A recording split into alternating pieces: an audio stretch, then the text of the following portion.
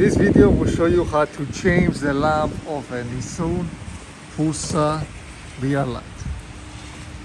As you may see, this lamp got burned, and the way to remove it is just to do it with the key like this. It was like that, I did like this. I remove the burned lamp like this, put a new one, just in, and after do it like this.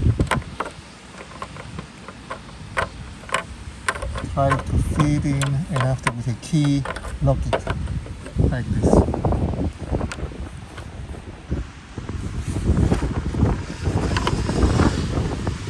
Now, to place it back, make sure that this fits here, and after you put the two screws in.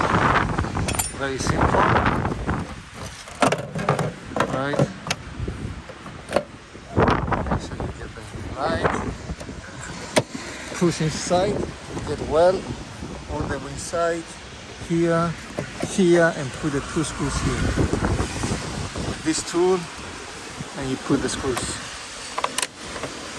And your headline should be back working